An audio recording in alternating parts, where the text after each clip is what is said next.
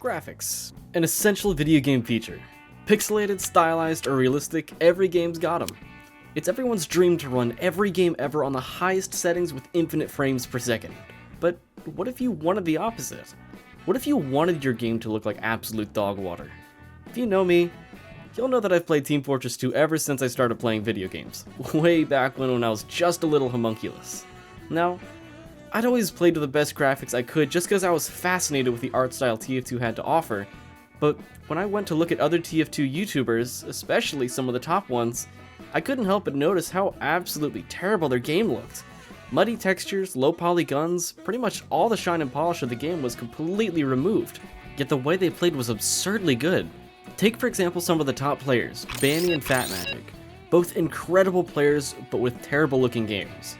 It had me wondering, is there a correlation between someone's skill level and the quality of graphics they choose? Or at least, do lower graphics provide benefits that higher graphics don't? As of right now, I have no earthly idea, but I intend to find out. So, let's discuss that. Now, normally here I'd explain what TF2 is to those who don't know, but considering how popular the game is, as well as how much of an influence it has on memes, whether it be music or the characters themselves, I don't really feel the need to explain. But if you're still in the dark, think of it like an older, better Overwatch set in the 60s and 70s. But in any case, I've never experienced any issues when playing with max graphics. But that's just the thing. I have no frame of reference for what it would be like to play with less than stellar visuals, so of course I wouldn't notice a difference. In this section, I'll be playing Scout with normal graphics and analyzing how I play, seeing what can be improved, and if the graphics cause any issues with visibility. The only two things I can think of that would affect visibility would possibly be Pyro's Flames particles, as well as Soldier and Demo Man's explosions, but other than that, I can't think of anything. So that's why I'm conducting this experiment. Before writing this, I went on some Uncletopia servers just to get a feel for them, since I hadn't actually played on them before. And man, it's fucking sweaty as all hell. If I wanted to play seriously, I'd sign up for a Highlander team. If you're not sure what Uncletopia is, it's basically a community-run series of TF2 servers that try their best to offer a vanilla experience, since Valve servers aren't the best. But no kidding, people take the game on there way too seriously, and I'm all about casual gaming. If only there was a game mode where I could play the game casually. Wait a second, I think there is! Unfortunately, due to neglect by Valve, casual isn't what it used to be. But if we're looking at it through a new user's eyes, it's going to be the immediate thing someone chooses to play. Nobody wants to touch TF2's competitive servers, so that's off limits. So yeah, casual it is.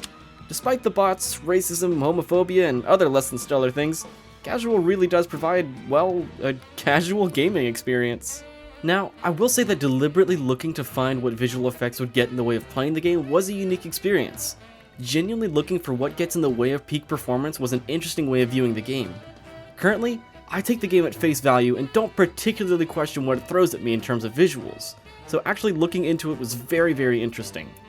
Upon actually paying attention to the game, I noticed that having high graphics isn't always a good thing. As I predicted, Pyro's Flames definitely got in the way of seeing things. His flames are so opaque it makes it hard to see his exact location, and if he's hiding any friends with him. The amount of times I was killed by another mercenary that was hiding behind some flames is more than you'd think. It's not an insane number, but it's definitely something you take into account. Along with this, it was somewhat hard to tell who was on what team when they were set on fire. Yes, there's a slight team glow when a teammate is on fire, but for me, it kind of really wasn't enough to identify them. It can be confusing when you're shooting a pile of burning flesh, unsure if you're doing damage, only to be killed by a third party. But other than that, I didn't really experience too many things that got in the way. For other classes aside from Scout, I can see how visual cloudiness can get in the way. For example, with Demo and Soldier, air shots are crucial to finishing off opponents with little pushback. But if your previous explosive's explosion is in the way of your enemy, it's going to be hard to follow up with the second rocket or pill to finish off the job. For Sniper, having as much visual clarity would be important to quickly identifying enemies, their hitboxes, and the direction they're going.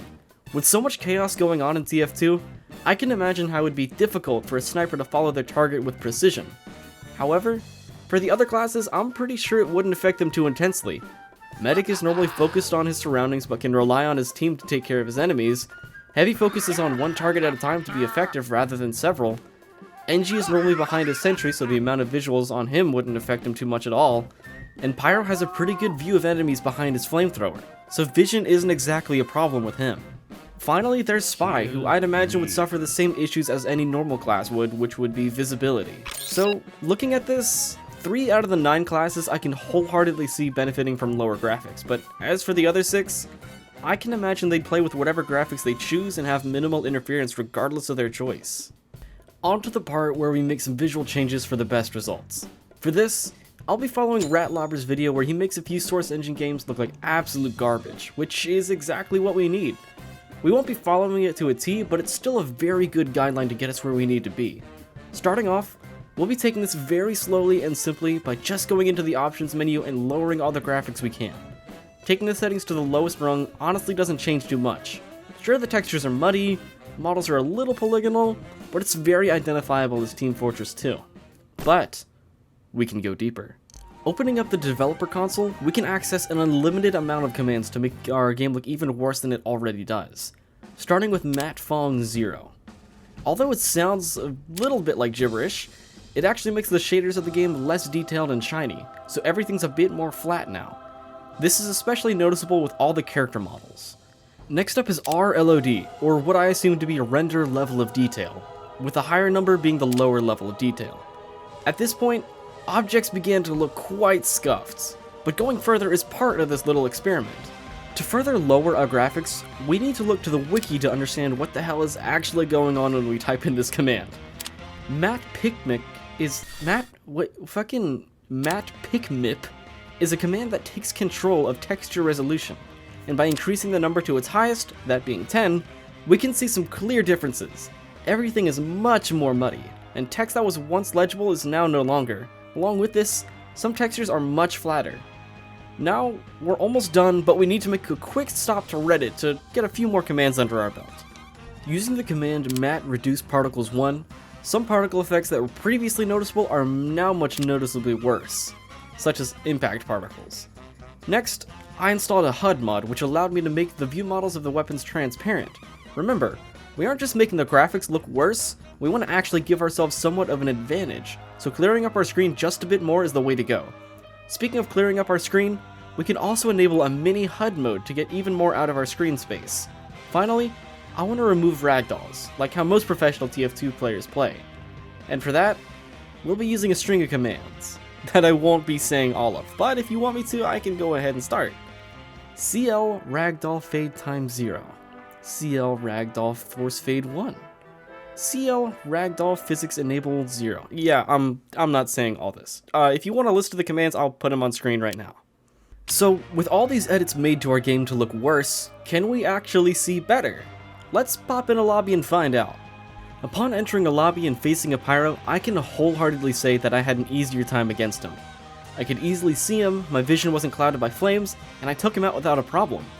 I could also see crit stickies a whole lot clearer too, which I didn't even think of before. The fact that the particles of a crit stand out so much more against a muddled background is a whole lot more helpful than crit stickies against a detailed backdrop.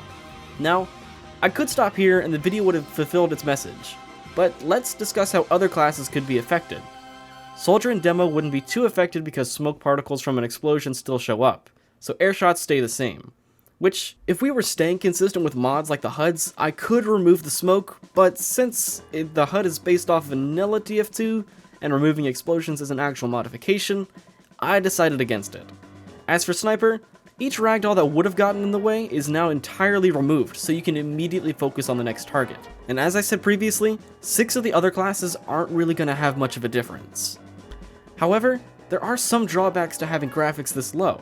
For starters, the game looks like garbage, but more seriously, Dead Ringer spies can get away a whole lot more easier since you aren't paying attention to their ragdoll. A clear giveaway of spies that fake their death is how easily they go down, and without a ragdoll, you'll have to do a bit more thinking. Did that much damage actually kill him? That's going to be a question that's going to come up quite a bit. Another downside of lowered graphics is that war paints and weapon skins.